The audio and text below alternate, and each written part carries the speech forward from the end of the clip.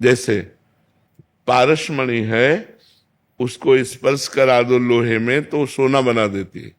अब एक तरफ 5 किलो सोना रखा हो और एक तरफ छोटी सी पारसमणि रखी हो, और आपसे कहा जाए आप क्या लोगे, तो आप क्या लोगे? पारसमणि। 5 किलो सोना नहीं लेंगे, क्योंकि आपको पता है कि 5 किलो क्या, मैं 50 किलो, 500 किलो, 5000 किलो बना सकता हूं, क्योंकि ये पारसमणि है। ऐसे ही संसार के भोग हैं क्षुद्र, थोड़े से अल्प सुख देने वाले, और सुख समुद्र है भगवान। एक तरफ भगवान है और एक तरफ भोग सामग्री है, तो हमें किसको चयन करना चाहिए? भगवान को। भगवान के मिल जाने पर सब कुछ मिल जाएगा। जैसे हम भगवान से कुछ मांगते नहीं है, कभी भी तुम्हारी गरज हो महलों में राखो, चाहे झोपड़ी में वास दो, तो वो इतने बड़े हैं, इतने महान हैं, इतने सुख दाता हैं कि देखो उनका वैभव, देखो उनका सुख दान, देखो अन मांगे आगे आवे गो, जीव पल लागे पल को। बिना मांगे वो दे रहे हैं जो मांगने से नहीं मिलेगा। अगर हम भगवान से प्यार करें और भगवान का नाम जप करें और कुछ ना मांगे, तो वो इतना दे देंगे कि हम डूब जाएंगे, हम आनंद में डूब जाएंगे। जैसे एक गरीब आदमी को कहो, बोलो आप क्या चाहोगे, गरीब आदमी जितना तुम आज जो मांगोगे दे देंगे, तो उसकी जो बौद्धिक धरा है वो बस इतना ही सोच पाएगी कि अगर 1 साल का जानवरों का चारा मिल जाए और 1 साल का मुझे भोजन मिल जाए, वो इतनी सोच रखता है। इसके आगे की वो नहीं कह पाएगा, क्योंकि उसकी सोच इतनी है। ऐसे ही भगवान के सामने अगर हम मांग करते हैं तो क्या मांग सकते हैं? एक बढ़िया मकान दे दो, थोड़ा सा ये दे दो, थोड़ा सा ये दे दो। तो वो ऐसा हुआ जैसे चक्रवर्ती सम्राट के कहने पर हम उससे मांगा भैंस के लिए भूसा, अपने लिए अन्न और 1-2 लाख रुपया। अरे वो नगर का नगर दे सकता था, वो पूरी जिंदगी का निर्वाह कर सकता था। तो हमें मांगना भी नहीं आता। तो हमें चाहिए कि हम श्री जी का भजन करें, श्री जी का नाम जप करें और श्री जी के ऊपर छोड़ दें कि आपको जैसे चलाना हो चलो, मैं वैसी में राजी रहूंगी जिसमें आप राजी हैं। जोई जोई प्यारो करे सोई मोहि भावे। आप जैसे चलाओगे मैं फिर तो माला माल कर देंगे। अब उस सम्राट से जैसे मान लो गरीब आदमी कह दे सरकार हम क्या मांगे, आप जो दे दोगे। अब उसकी जो सोच है वो लाख दे ही नहीं सकता, वो अपनी सोच से देगा। जैसे एक गरीब आदमी किसी अपने रिश्तेदार को कितना रुपया दे देगा? 10 रुपया, 100 रुपया, 50 रुपया, 1000 रुपया, इसके आगे वो नहीं बढ़ सकता। लेकिन एक उदार आदमी और एक जिसके पास अपार धन हो, वो जब देना है तो वो करोड़ों को सोचेगा, वो नीचे उतरेगा नहीं, क्योंकि उसकी स्थिति ऐसी है। वो अपनी स्थिति से नीचे उतर के दे ही नहीं सकता, वो अपनी स्थिति से देगा। तो भगवान की स्थिति से हमें जब मिलेगा तब हम निहाल हो जाएंगे। तो मुझे चाहिए कि भगवान के ऊपर छोड़ देना चाहिए, तो उससे दोनों काम हो जाएंगे, भगवान भी मिल जाएंगे और भोग भी मिल जाएंगे। अस्मिता जी दिल्ली से। श्री हरिवंश महाराज। श्री हरिवंश महाराज जी, महाराज जी हम आपके शरणागत हैं। ये तो समझ आ रहा है कि सब प्रारब्ध की बात है, और मेरी बहन को कैंसर है। अब मेरे ये सोच के तंग हो रहा हूँ कि मेरे को भी हो गया तो क्या होगा, और मुझे बहुत डर लग रहा है कि मतलब ये कहने का मतलब कि उनको हो रहा है तो ऐसा लग रहा है कि मेरे को भी होगा। उस डर से ही सोच निकाल नहीं पा रहे। बिल्कुल, नाम जब भी वो प्रयास सोचना भी चाहिए, क्योंकि शरीरम व्याधि मंदिरम, शरीर रोग का घर है। कभी भी कोई रोग हो सकता है, कभी भी कोई परेशानी आ सकती है। अब जो शरीर में आएगा हमको तैयार रहना चाहिए, डरना नहीं चाहिए। यहां मरना है ये तो पक्का है, पक्का है ना। और किस बहाने से मरना है ये पहले से पक्का है। दिल फेल होगा कि कैंसर होगा, किडनी फेल होगी कि एक्सीडेंट होगा, क्या होगा ये तो पक्का है। किस बहाने मरना है और कब मरना है ये पक्का है, लेकिन मुझे ये पता नहीं कि कब मरना है। मरना है तो डरना क्या है यार, 100-200 बार थोड़ी मरना है, एक बार मरना है। एक बार हिम्मत करो और राधा नाम का स्मरण करते हुए शरीर को श्री जी को दे दो। मैंने आपको दिया, अब चाहे इसमें कैंसर रूप से कृष्ण आवे, चाहे कृपा रूप से आवे, मुझे कोई परवाह नहीं, मैं आपकी हूं, मैं आप तो। पर इतना समर्पण होना बड़ा कठिन होता है। अब जैसे भगवत कृपा से हम लोगों को इतनी फिक्र थोड़ी है, बिल्कुल पाई भर फिक्र नहीं। एक अपार मस्ती बनी रहती है, एक अपार सुख बना रहता है। ये सब दुख क्या है? आज मर जाए शरीर, इससे क्या लेना देना है? जब तक सेवा है तब तक सेवा कर रहे हैं, जिंदा है और मर गया तो जाके दिव्य सेवा करनी श्री जी की। हमको श्री जी से अलग थोड़ी रहना है।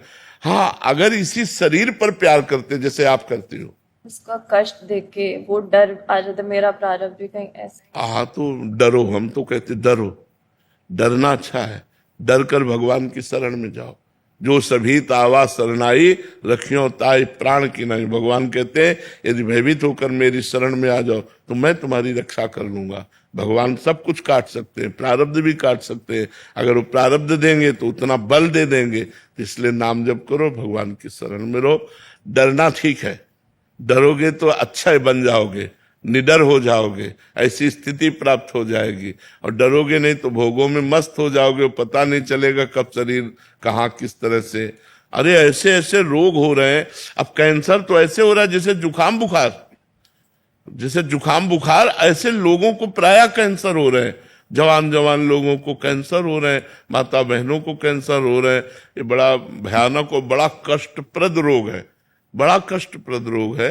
ये कोई मतलब पूर्व प्रारब्ध होते हैं तभी। अब कलयुग में तो ये सब बाहुल्यता ही रहेगी। इसलिए खूब नाम जप करो और भगवान के आश्रित रहो। अर्जुन पांडे जी उज्जैन से। राधे राधे महाराज। महाराज जी, आध्यात्मिक प्रेम और व्यक्तिगत प्रेम में क्या अंतर है? व्यक्तिगत प्रेम स्वार्थ को लेकर होता है, देह को लेकर होता है। और आध्यात्मिक जो प्रेम होता है वो आत्मा को लेकर होता है, भगवान को लेकर होता है। स्वार्थ और परमार्थ में बड़ा अंतर है। स्वार्थ विनाशी है, जहां प्रेम हो ही नहीं सकता है। यहाँ संसार में कोई प्रेम थोड़ी करता है, राग करता है, मोह करता है, आसक्ति करता है। कामाशक्ति, मोहाशक्ति, रागाशक्ति, प्रेम नहीं होता।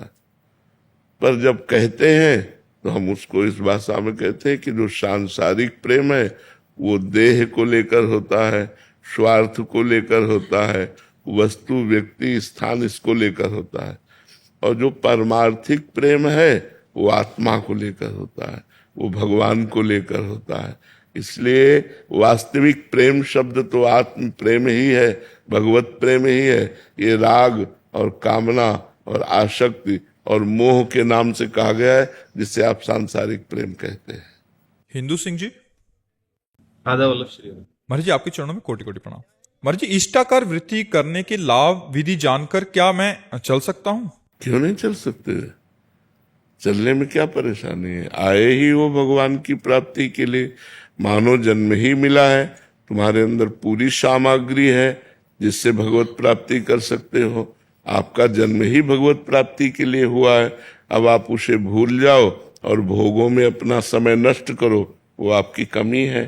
नहीं तो भोगों को धर्म पूर्वक भगवत अर्पित करके भोगते हुए और भगवान का स्मरण करते हुए, सत्कर्म करते हुए हम भगवत प्राप्ति के लिए आए हैं। हम भगवत प्राप्ति करेंगे। कोई नशा मत करो, पापाचरण मत करो, गंदी बात न देखो, न सुनो, न बोलो, और नाम जप करो। अब इष्टाकार वृत्ति होने लगेगी। ठीक है। योगेश कुमारी जी। राधे राधे महाराज जी।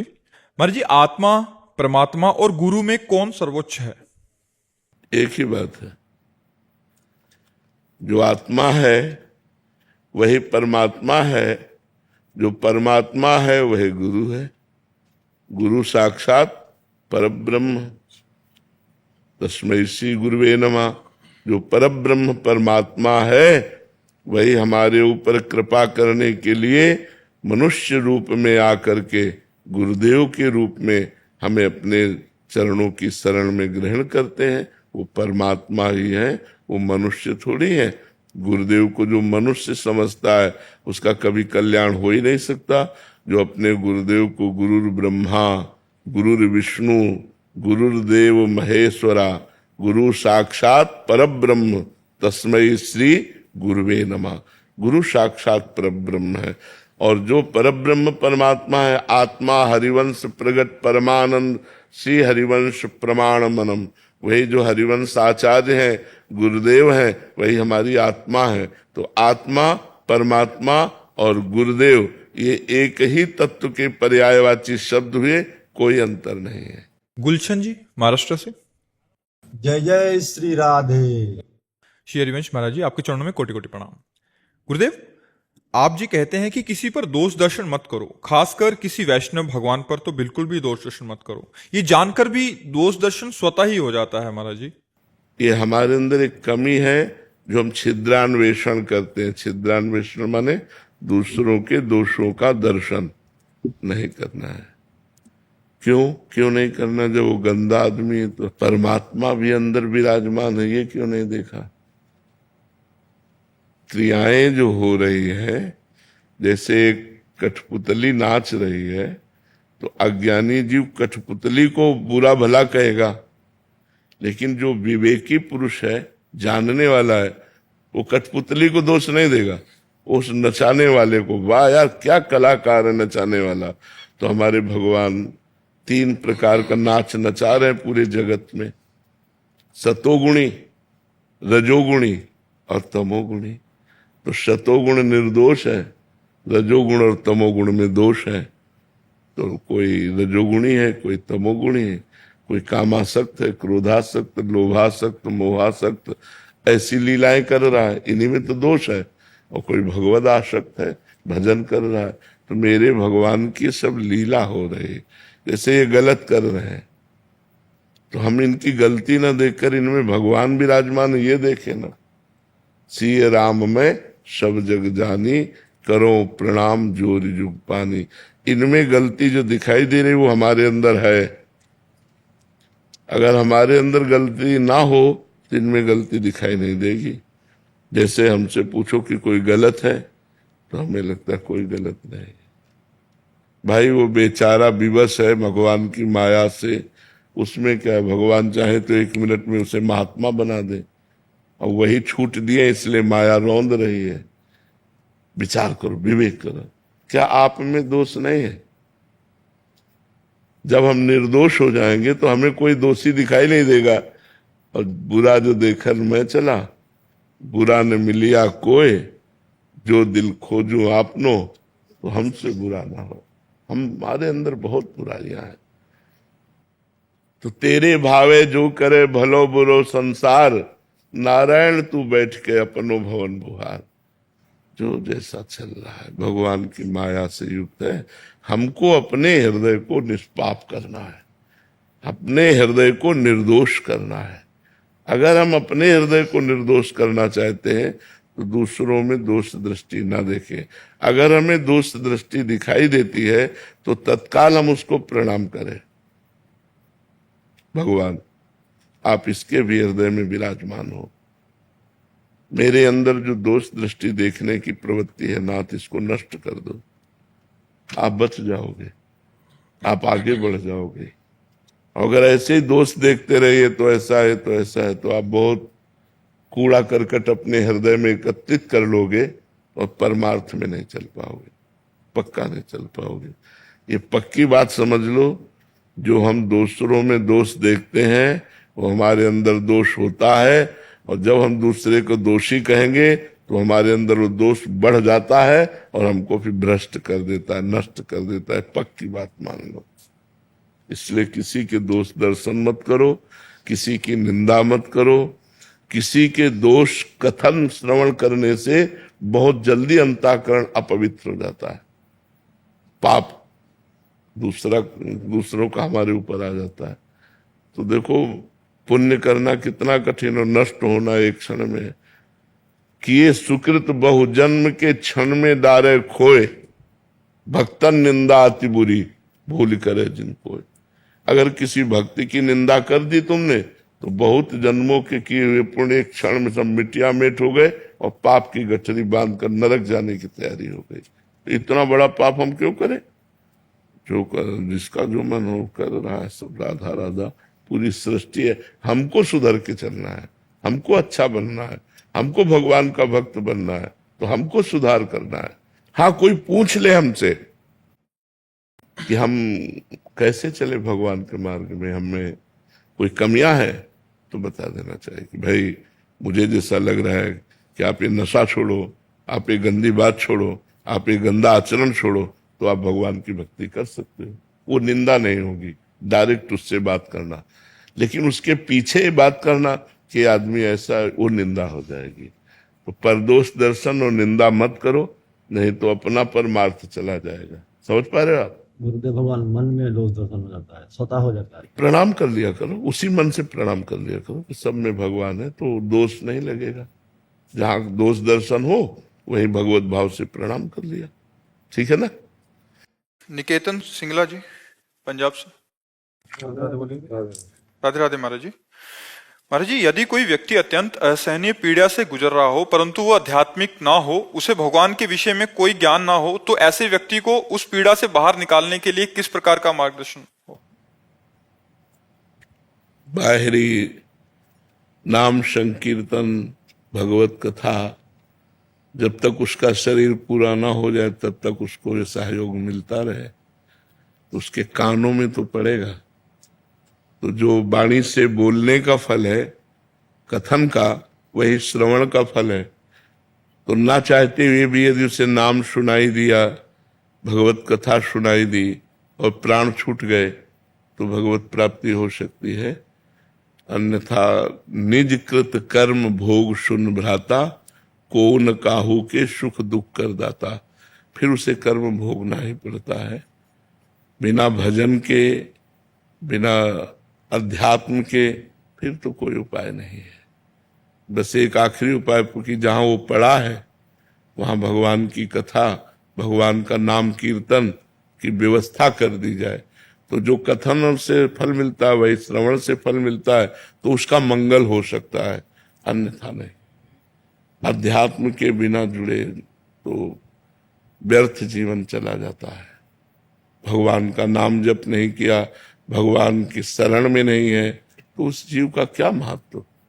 वो पशु तुल्य अपने जीवन को व्यतीत करके नष्ट कर दिया, तो फिर जीव को अवश्यमेव भोक्तव्यम कृतम कर्म शुभाशुभम, शुभ और अशुभ कर्म भोगने पड़ते हैं जीव को।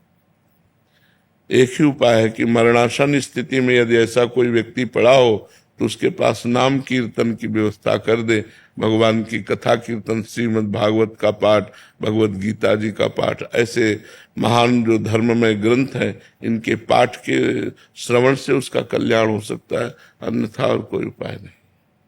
जी राम नरेश जी, धौलपुर से। श्री हरिवंश महाराज जी। महाराज जी, हमने अपनी तरफ से बहुत प्रयास कर लिया, सब तरह से हार गए। मेरा मन मोबाइल में सत्संग का बहाना लेकर प्रपंच देखने लग जाता है और घंटों खराब कर देता हूँ। उसे ऐसा नहीं है, यदि नियम रखोगे तो, नियम रख लोगे तो ऐसा नहीं होता है। अब हमने जिंदगी में मोबाइल नहीं रखा, हमें आवश्यकता ही नहीं।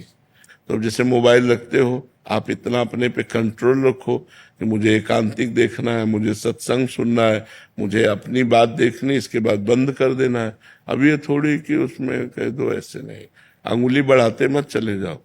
अब वही चैप्टर खोलो, इतना पढ़े लिखे हो बस उतना ही देखो, उसके बाद स्विच ऑफ कर दो, रख दो, आप उसको मत देखो, नहीं तो घंटों समय व्यर्थ कर देगा। महाराज जी, आप तो बचपन से ही वैराग्य मार्ग पे रहे हैं, तो आपने तो कभी चलाया नहीं है। तो महाराज जी, जो इनको आनंद आ रहा है तो वो तो फिर यही ले रहे हैं महाराज जी। फिर हाँ भाई, घंटों निकल जाते हैं महाराज जी, पता नहीं चलता, जैसे एक समाधि में हो। अच्छा जी महाराज जी, ऐसे लिखा है उसमें। हाँ, नहीं, रोको, गलत समय को रोको। महाराज जी, जैसे हम तो गृहस्थी हैं, आप ऐसे बहुत से काम होते हैं, जैसे यहाँ आना है तो टिकट मोबाइल से बुक करनी है, सब्जी लेने जानी है तो मोबाइल से। हाँ, तो उसमें थोड़ी आपको परेशानी पड़ी, परेशानी तो आपको रील देखने में पड़ रही है। ऐसे फिर ऐसे मन ऐसे नहीं, मतलब ऐसे आपने बताया था, मन सत से सत में फंसाता है। तो पहले से सत्संग का थोड़ा सत्संग देख लो, महाराज जी का आया है, ठीक है, फिर देख लिया, फिर उसके नीचे तो पूरा प्रपंच ही प्रपंच, ऐसे एक वीडियो देख ली, उसके नीचे लाइन लग जाती है। हाँ, लाइन तो बनी ही हुई है, तो उस लाइन पे न चल के एक काउंटर रखो, तुरंत राधा राधा लाइन में लाओ, मोड़ लो, राधा राधा राधा राधा। फिर ऐसे मतलब ऐसे दिमाग खराब हो जाता है, फिर 2 दिन स्विच ऑफ कर देते हैं, फिर थोड़ा सा बहाना बनाएगा, दूसरा मोबाइल ले लिया कि इसमें सत्संग सुनूंगा, इसको बंद कर दूंगा, तो थोड़ी सी नहीं, हिम्मत रखो, थोड़ा संयम में लाओ, ऐसा सब ठीक हो जाएगा। संयम में लाओ और नाम जप करो, सब ठीक हो जाएगा। राधे राधे महाराज जी, यदि किसी व्यक्ति को अपनी कमजोरियां मालूम हो लेकिन वो उन्हें छोड़ नहीं पा रहा हो और कई बार परिस्थितियां ऐसी बन गई हो कि वो सही मार्ग पर टिक ही ना पा रहा हो, तो क्या करें महाराज जी? भगवान से प्रार्थना करो और नाम जप करो। आगे चलकर ऐसी बुरी स्थिति दे दी जाएगी कि होश ठिकाने हो जाएंगे आपके। अभी समय ठीक है, पुण्य चल रहा है, तो मनमानी आचरण करने के लिए मन विवश कर देता है, लेकिन जब कर्म फल आता है ना, तो सिर्फ त्राहिमाम निकलता है और भोगना पड़ता है ना। अगर पाप कर्म बन जाता है तो उसका प्रायश्चित कर लो, कहीं वो पाप कर्म संचित में जमा ना हो जाए, कहीं संचित से प्रारब्ध न बन जाए। अगर प्रारब्ध बन गया तो फिर काटना मुश्किल, फिर भोगना ही पड़ेगा। जैसे ये प्रारब्ध बन गया तो माँ के गर्भ से ही इस रोग का सृजन हो गया, पॉलिसिस्ट किडनी, ये वंशानुगत किडनी रोग होता है। माता पिता में जो रोग होता है वो पुत्र में भी आ जाता है। तो 30-35 की अवस्था में प्रकाशित हो गया और तब से लेकर अभी तक ये तो भगवान की शरण में है, इसलिए चल रहा है। तो हमें लगता है मनमानी मत करो, डरो, पाप कर्म से डरो, मन को डराओ कि अगर ऐसा पाप कर्म करोगे, कैंसर हो गया तो, किडनी फेल हो गई तो, नाना प्रकार के रोग हैं, कोई रोग हो गया तो डराओ मन को। गलती मत करो, नहीं वो गलती जब दंड रूप बन करके आएगी तब नहीं मिटा सकते, फिर भोगना पड़ेगा, अवश्य अवश्य भोगना पड़ेगा। इसलिए हमें लगता है अभी मनमानी मत करो। तो ये काम एस जो काम है यही हमसे ऐसा करवाता है।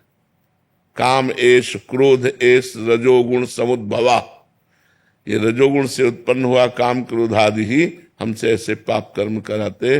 हमको बचना चाहिए इन कर्मों से। ये बहुत भयानक कर्म जब अपना दंड देते हैं ना तो भयानक फल देते हैं।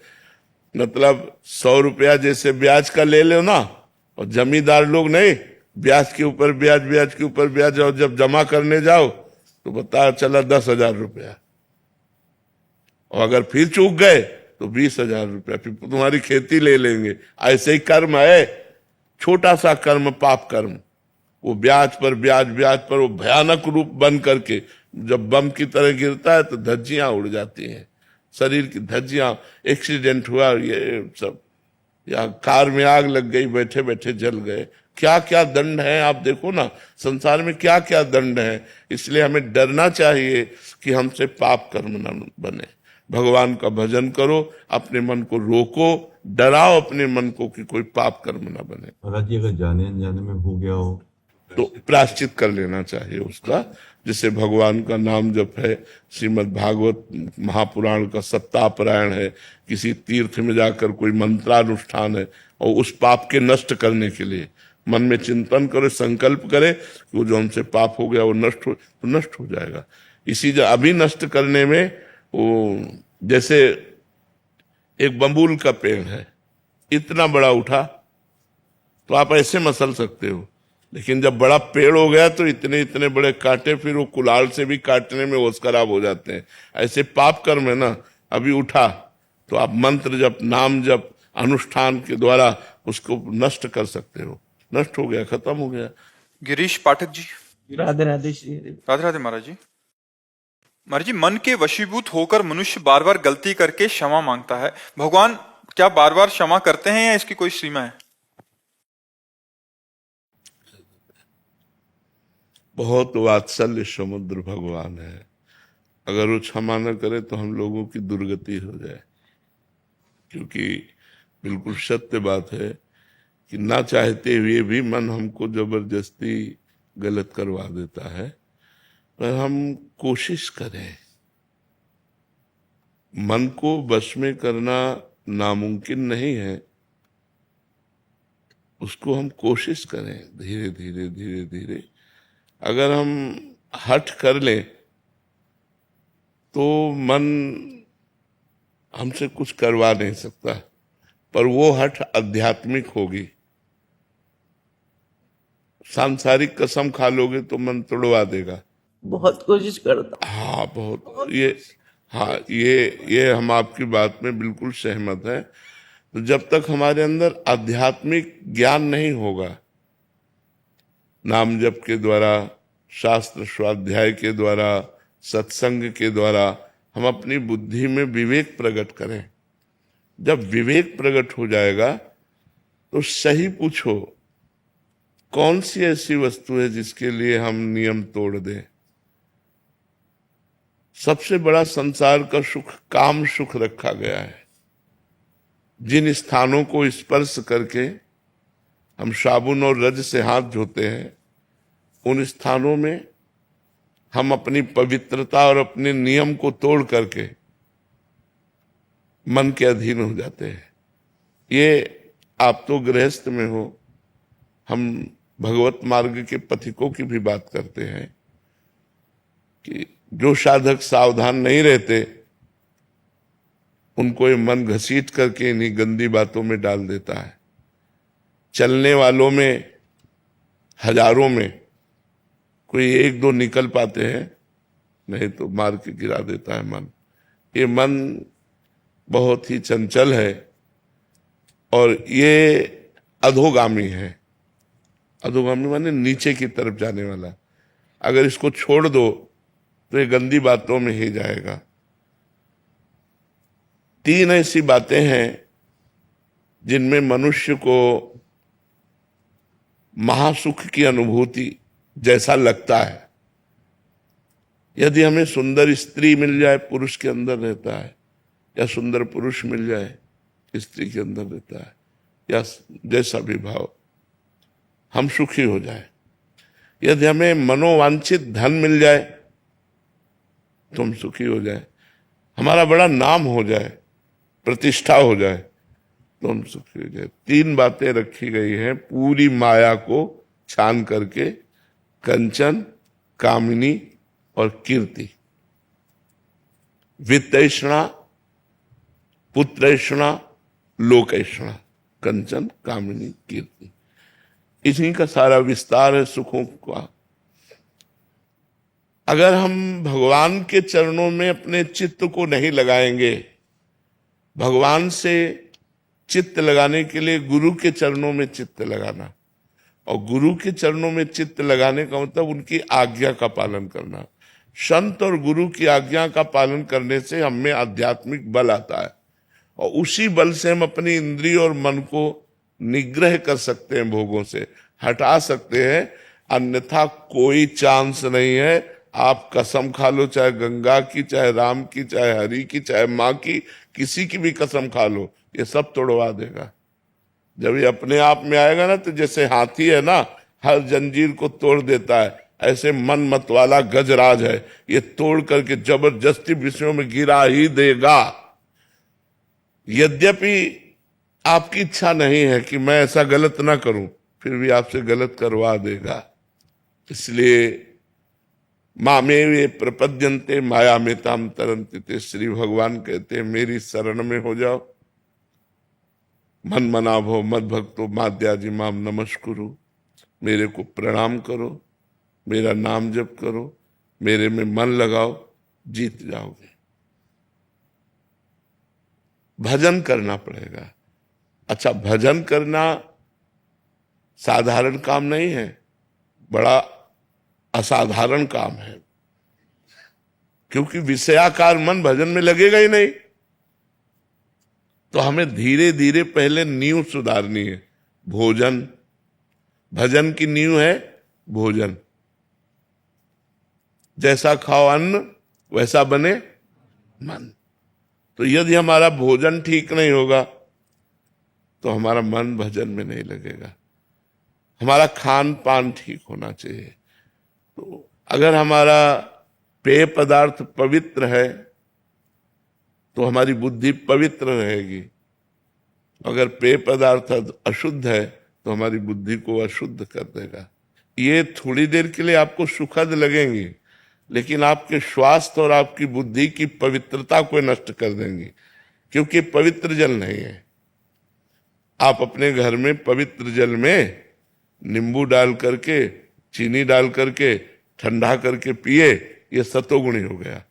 तो रजोगुणी और तमोगुणी आहार से हमारा मन विषयाकार होगा, अपवित्र होगा, ना कि भजन में लगेगा। हमें सतोगुणी भोजन, सतोगुणी पेय पदार्थ, सतोगुणी दृश्य, आसपास का वातावरण सतोगुण, तो हमारा भजन बनेगा, नहीं तो भजन नहीं बनेगा। थोड़ा सा भी कुसंग एक बहुत बड़े महात्मा को भी गिरा सकता है। जो 20 साल से संयम में चल रहा है, थोड़ा सा कुसंग, छेद होते ही, छिद्र होते ही दोष अपना प्रभाव वहां जाके दिखा देगा। हिरनी से पैदा हुए थे ऋष्य श्रृंग ऋषि नाम, जिन्हें श्रृंगी ऋषि सरल भाषा में कहते हैं, वैसे शास्त्री उनका नाम ऋष्य श्रृंग।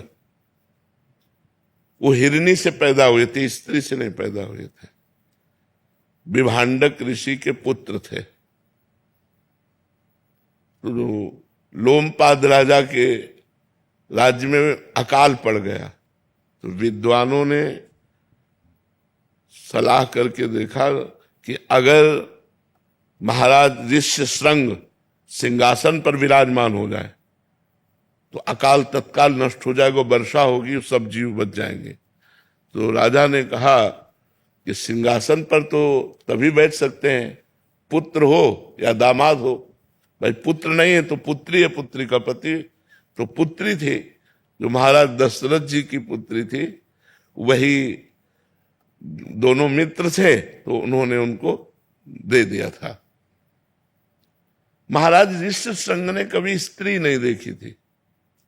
काम का प्रसंग की तो बात जाने दो, देखो संग का प्रभाव। बहुत सी वैश्याएं बुलाई गई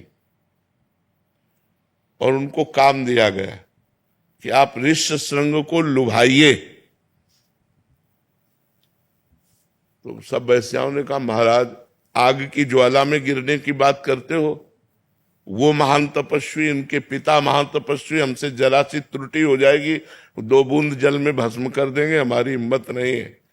तो राजा ने कहा, संपूर्ण प्रजा की रक्षा के लिए यदि अपने प्राण भी देने पड़े तो हितकर होता है। आप लोग जितना धन चाहेंगे हम देंगे, आप एक बार ऋष्य श्रृंग ऋषि को लुभाइए। तो 1 योजन की नाव बनाई गई, 1 योजन 4 कोस, और उस नाव में कृत्रिम पर्णकुटी, कृत्रिम पौधे, ये सब ऐसे लगाए गए। और 9 युवतियां 16, 18, 20 की, 10, 15 ऐसे सब श्रृंगार करके अब वो नाव चली जल में। और जहां महाराज का आश्रम था वहां नाव किनारे लगी। उनमें से सबसे प्रवीण 9 युवती अंगूर का रस, ये सब विविध प्रकार के पदार्थ लेकर के पहुंची। और तब पहुंची जब बताया गुप्तचर ने कि विभांडक ऋषि कंदमूल फल लेने के लिए आश्रम से निकल चुके। जो ही वो गए तो उन्होंने देखा है तो कोई ऋषि दिव्य देश के पधारे।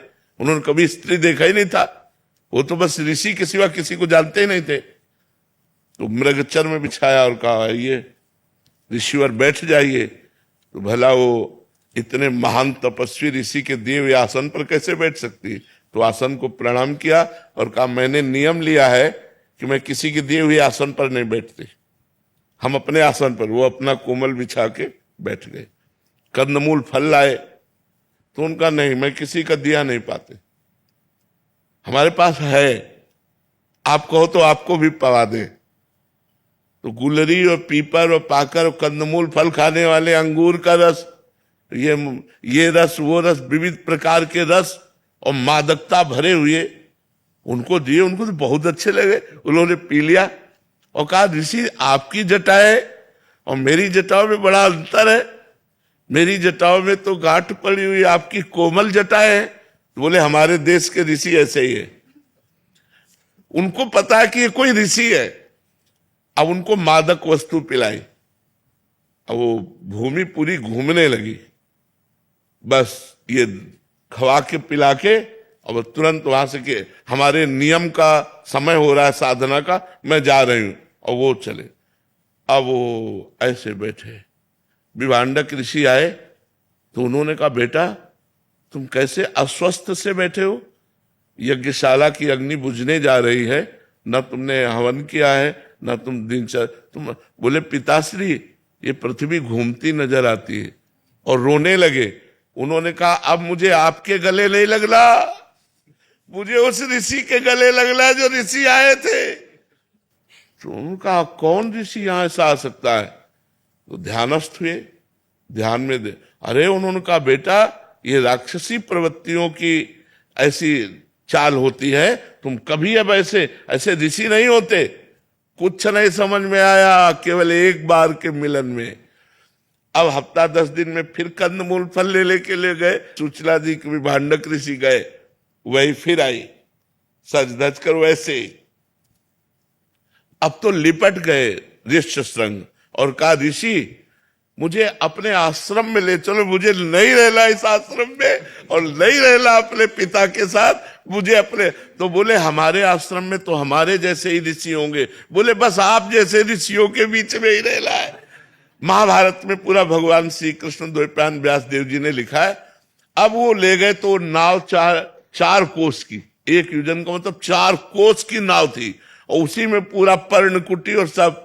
महाराज जो मृगी से पैदा हुए थे वो शादी किए और महाराज सिंहासन पर विराजमान किए। तो हम लोग तो माता से पैदा है और हम लोग अन्न पा रहे हैं।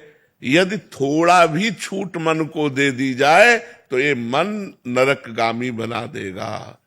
बहुत चंचल मन है, इसको साधना के द्वारा और भजन के द्वारा और दूरी बना के, अगर हमें सही ढंग से चलना है तो एक दूसरे की दूरी बनानी होगी। हमें पता है मैं यहां गिर जाऊंगा तो मुझे नहीं जाना चाहिए, मुझे दूरी बनानी चाहिए। तो ऐसे ही गृहस्थ धर्म में है कि अपनी पत्नी से केवल अपना भाव रखे, अन्य माताओं बहनों के प्रति पवित्र भाव रखे और एकांत में कभी उनसे ज्यादा देर ना मिले, नहीं तो मन हमारा बड़ा चंचल है, वो कभी खराब होकर के गलत आचरण कर ही सकता है। इसलिए साधना के द्वारा, इसे भजन के द्वारा रोका जा सकता है, दूसरा कोई उपाय नहीं। बड़े बड़े ऋषि मुनियों को ये भ्रष्ट कर देता है, मन बड़ा चंचल है। एक बार एक जंगल में ऋषि रहते थे, प्रभुदत्त ब्रह्मचारी जी की बाणी से कथा है। तो वो पपड़ी पाते थे, जो वृक्ष की छाल की सूखी हुई पपड़ी, क्योंकि उनको ये था कि अगर मैं अच्छा पदार्थ पाऊंगा तो काम पीड़ित करेगा और मैं काम विजयी बन के दिखाऊंगा। तो 12 वर्ष उन्होंने वृक्ष के सूखी छाल की पपड़ी पा करके और कठिन भजन किया। अब तो महातेजस्वी हो गए। एक दिन काम प्रकट हुआ और कहा, क्या तुम समझते हो कि तुमने काम पर विजय प्राप्त कर ली? तो उनका एक काम क्या, हजारों काम पर विजय प्राप्त कर चुका हूं। तो बोले, महाराज अब मैं अपने बाण संधान करता हूं और आप संभालो अपने को। तो उनका, जाओ नहीं तो मैं भस्म कर दूंगा। बोले, हाँ भस्म करने की सामर्थ्य है, लेकिन मैं जा रहा हूं और आज से हमारा बाण चालू आपके ऊपर, अब आप संभालना। इतना कह के चले गए।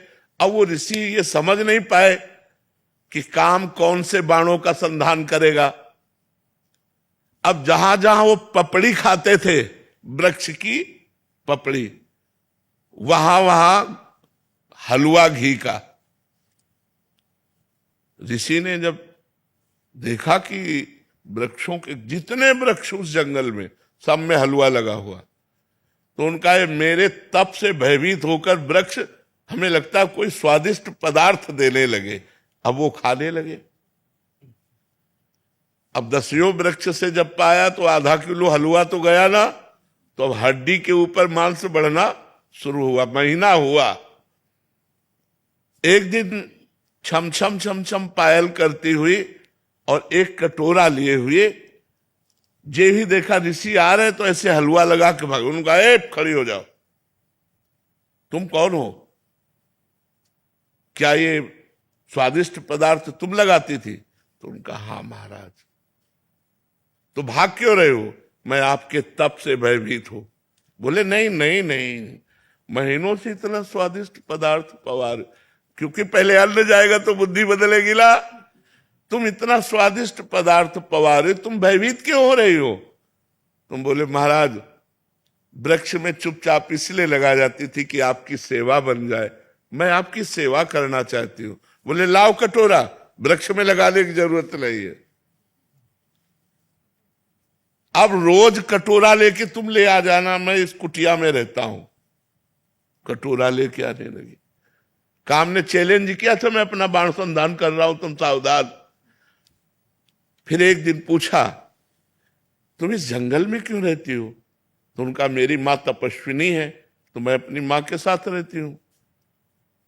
तो आखिरकार तुम्हें ब्याह तो करना ही पड़ेगा। कहा ये तो मां का विषय है, मेरा विषय तो है नहीं, ये तो मां जाने। नहीं, अगर आप राजी हो ब्याह करने के लिए तो मैं कैसा रहूंगा आपके लिए? अरे महाराज, हम तो आपकी सेवा में लगी है, हम तो आपकी सेवा में लगी है, आप आदेश कीजिए। तो बोले मां से बात करके आप कल आना। बोले अवश्य। दूसरे दिन पधारी, महाराज मैं निराश हूं, ब्याह नहीं हो सकता। बोले क्यों, निराशा क्यों? बोले मां ने एक शर्त रखी है कि अपना मुंह काला करके मुझे पीठ में बैठाल कर और अपनी कुटिया से और मेरी मां की कुटिया तक आपको घुटनों के बल चलना पड़ेगा, और मैं आपकी पीठ पे, और ऐसा मैं आपसे करवाना नहीं चाहती। तो उनका अगर संध्या काल में ये काम हो जाए तो? बोले वो काल कोई भी हो, लेकिन आपको ये करना पड़ेगा अगर ब्याह करना है। महाराज राजी हो गए, मुंह काला किया, पीठ पे बैठाला, घुटने के बल चले, और जब वहां पहुंचे तो काम खड़ा था। उसने कहा ये मेरी रची हुई माया है, मैं ही हूं इसका स्वामी, बोल तेरी तपस्या कहां गई?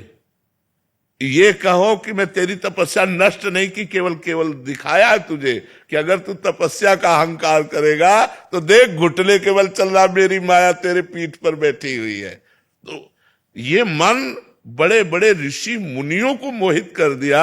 हम तुम तो बहुत छोटे लोग हैं, बहुत छोटी सामर्थ्य है, इसलिए भगवान का आश्रय ले लो। सीम की चाप सके को तासु, बड़ रखवार रमापति जासु। भगवान जिसकी रक्षा करते वही अपनी धर्म से, पवित्रता से चल सकता है। इसलिए नाम जप करो और भगवान के आश्रित रहो। बाबा विश्वनाथ जी नमो नारायण। आप बैठ जाइए, आप बैठ जाइए, ऐसे आप बैठ जाइए महाराज, प्रभु आप बैठ जाइए, आपको शारीरिक कष्ट है, बैठ जाइए। पर अनुचित लगेगा, स्वामी खड़े हो सेवक बैठ जाए ऐसा। ये स्वामी तो प्रभु आप इंद्रियों के स्वामी हैं, हम तो केवल दंड के स्वामी हैं। बैठिए महाराज, कोटि कोटि प्रणाम। बहुत सुख मिला, आप आए, कृपा करके। स्वामी जी अब अभी शरीर चल पाता है तो आपके दर्शन के लाभ पाने के लिए आ गए। आप तो संतों में इस समय निर्विवाद संत हैं, कोई ऐसी वाणी आपकी ऐसी निकलती ही नहीं है कि उस पे कोई कटाक्ष हो, और कटाक्ष करने वाले से ज्यादा विरोधी खड़े हो जाते हैं आपके पक्ष में। तो अब हम लोगों की उतनी सामर्थ्य नहीं है कि ऐसी वाणी के धनी रहें, लेकिन आपके दर्शन करके हमको लगता है कि ऐसा प्रभु की कृपा प्राप्ति होगी कि आप लोगों जैसे अच्छे संतों के वाणी को सुन के हम लोग भी कुछ अच्छी धारणा ग्रहण करें। हमें तो बस आप सब संतों के चरण रज का प्रताप ही बुलवाता है। तो महाराज जी, ना तो कोई हम विद्वान हैं, ना हम ज्यादा पढ़े लिखे हैं, बस संतों की चरण रज, संतों की चरण रज में बड़ी सामर्थ्य है। उसी चरण रज का प्रभाव जो है वही बुलवाता है। जो शास्त्र ज्ञान है वो बाह्य है, और जो भजन के द्वारा अनुभूत ज्ञान है वो आंतरिक, वो मायामल का नाश करता है। जो आंतरिक ज्ञान प्राप्त होता है वो मायामल का नाश करता है। जो शास्त्र ज्ञान है वो माया को बढ़ा भी सकता है, कि जैसे हम विद्वता के द्वारा चार लोगों को रिझाए तो उससे हमें अर्थ आदि की प्राप्ति, मान आदि की प्राप्ति, और उसमें हम राजी हो गए तो माया बढ़ गई। तो जो ज्ञान है वो गुरु कृपा से जब हम साधन में लगते हैं और साधना के द्वारा जब स्वयं का अनुभव होता है और देह का राग मिटता है तब बात बनती है। हाँ, ज्ञानम लब्ध्वा परम शांति मचिरेणाधिगच्छति। पहला श्रद्धावान लभते ज्ञानम, शास्त्र ज्ञान, ये शास्त्र ज्ञान है। श्रद्धावान लभते ज्ञानम, और फिर तत्परा संयत इंद्रिया, उसके परायण होकर जो अपनी इंद्रियों को वश में कर लिया, तत्परा संयत इंद्रिया। अब ज्ञानम लब्ध्वा, अब जो ज्ञान प्राप्त हुआ वो परम शांति मचिरेणाधिगच्छति, वो आत्मबोध को प्राप्त महापुरुष समस्त विषयों से वो ऊपर उठ जाता है। नहीं स्वात्मारामम विषय मृग तृष्णाम भ्रमयति। जो आत्माराम पुरुष होता है वो कभी विषय मृग तृष्णा में भ्रमित नहीं होता। जैसे भुने हुए चने में कभी अंकुरण नहीं होता, ऐसे आत्मबोध प्राप्त महात्मा के हृदय में कभी कोई कामना उत्पन्न नहीं होती। वही सतरति सतरति सा लोकान तारयति, वो स्वयं तर जाता है, स्वयं तर जाता है और लोगों को तार देता है। जिसके हृदय में कोई कामना नहीं, निरंतर निरंतर ब्रह्मभूत, निरंतर अपने स्वरूप में स्थित रहता। ब्रह्मभूता प्रसन्नात्मा न शोचति न कांक्षति समाज सर्वेषु भूतेषु मद भक्तिम लभते पराम। पराभक्ति का ये परम लाभ प्राप्त हुआ, न कोई सोच रह गई न कोई चाह रह गई, निरंतर आत्मानंद ब्रह्मानंद में मगन है। यही हमारे जीवन का परम लक्ष्य है। स्वामी जी, आपको बता के हो सकता है इसका हल मिले। जी, हमने ऐसा कोई कर्म नहीं किया कि हम दंड संन्यास के अधिकारी हों जी, या भगवत मार्ग में आए, जी। पता नहीं क्यों प्राप्त हो गया। भगवान की कृपा, गुरु की कृपा। ऐसा कोई कर्म प्रभु हमने बिल्कुल बिल्कुल बिल्कुल। प्राप्त होने के बाद कुछ कर्म करने का अवसर मिले, यही राधा रानी के चरणों में जी जी आवेदन है। जी जी। अब इसको प्राप्त करने के बाद कर्म संन्यास की तरफ चला जाए। कर्म प्रवीणता पूर्वक करके और उसके फल को रद्द कर देना, ये सबसे बड़ा कर्म संन्यास है। एक कर्म संन्यास है कि कर्म को करना ही नहीं है, और एक है कर्म को प्रवीणता पूर्वक कर्म करते हुए फल की आशा न रखना। ये कर्म त्याग सबसे ज्यादा श्रेष्ठ है कि जो कर्म करके और उसके फल का त्याग कर दिया, ये कर्म त्याग सबसे ज्यादा श्रेष्ठ है। अकर्मण्य होकर के अगर हम बैठे रहें तो अगर स्थिति है, स्वरूप बोध है, तब तो ठीक है। अगर स्वरूप बोध नहीं है तो फिर जीवन व्यर्थ चला जाएगा। इसीलिए जो हमें मंत्र मिला है प्रणव, ये हर श्वास में रम जाना चाहिए। और शरीर से जो हमारे आश्रम के अनुकूल चेष्टाएं हैं, जैसे संन्यास आश्रम के अनुकूल चेष्टाएं, बस उतनी ही चेष्टाएं होनी चाहिए। ज्यादातर निश्चेष्ट होकर तीनों शरीरों के राग को मिटाना है। तो जैसे क्या आत्मोद्धार कर लेना स्वार्थ में नहीं आता? नहीं, आत्मोद्धार स्वार्थ के अंदर नहीं आता। शरीर भोग की वासना को स्वार्थ कहते हैं। आत्मस्वरूप की जो इच्छा है, इसी को विशुद्ध मुमुक्षुता कहते हैं। आत्मस्वरूप की बोध की इच्छा या आत्मा में निरंतर संलग्न रहना, ये मुमुक्षुता है जो हजारों जन्म की पुण्यों के बाद आती है। भगवान शंकराचार्य जी ने लिखा है, शास्त्रों जन्मों के पुण्यों के बाद मुमुक्षुता जागृत होती है। इसे स्वार्थ कहते हैं। जो शरीर को लेकर के वासना की पूर्ति, शरीर को लेकर के जो इच्छाएं हैं उन्हें स्वार्थ कहते हैं। स्वरूप को लेकर के जो इच्छाएं हैं उन्हें परमार्थ कहते हैं। और परमार्थ की इच्छा होना ही परमार्थी का लक्षण है। हम उच्च कोटि की परमार्थी स्थिति को प्राप्त हो, ऐसी इच्छा हर परमार्थ के पथिक में होनी चाहिए। जो शरीर को लेकर मान सम्मान, खान पान, कुटिया, ये व्यवस्था है, ये सब स्वार्थ के अंदर। जो शरीर को लेकर है वो स्वार्थ के अंदर है, जो स्वरूप को लेकर है वो परमार्थ के अंतर्गत है। तो हमें इसी जन्म में अपना कल्याण कर लेना चाहिए। दूसरों का कल्याण करने की बात जैसे आती है, ये भी एक अज्ञान से युक्त बात है।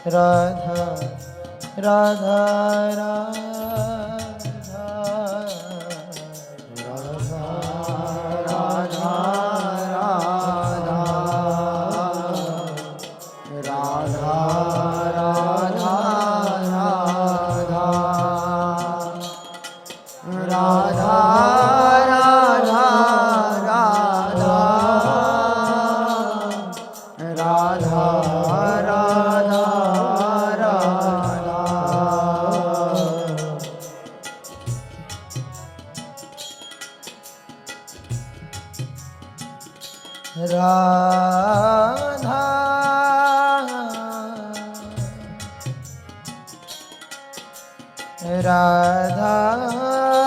राधा राधा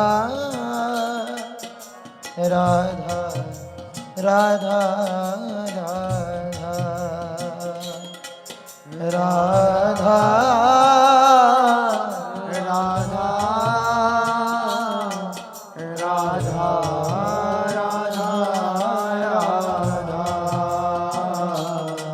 राधा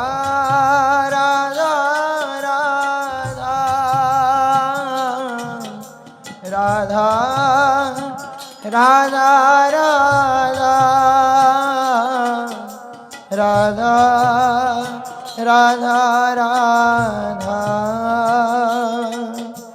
राधा राधा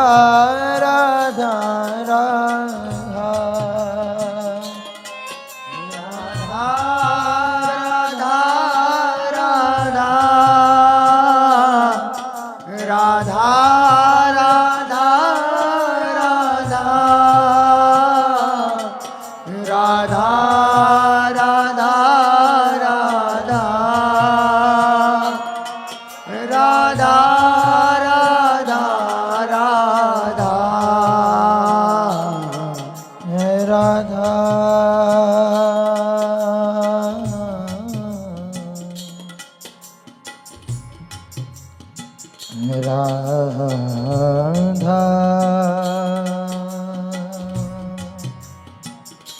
राधा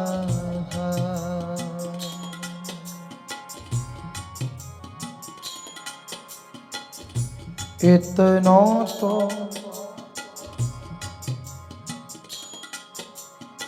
कबहू हसीने हो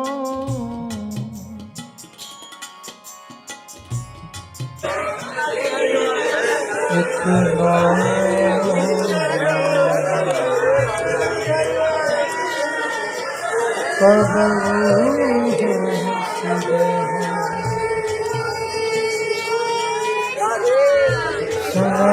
कृपाल किशोरी राधे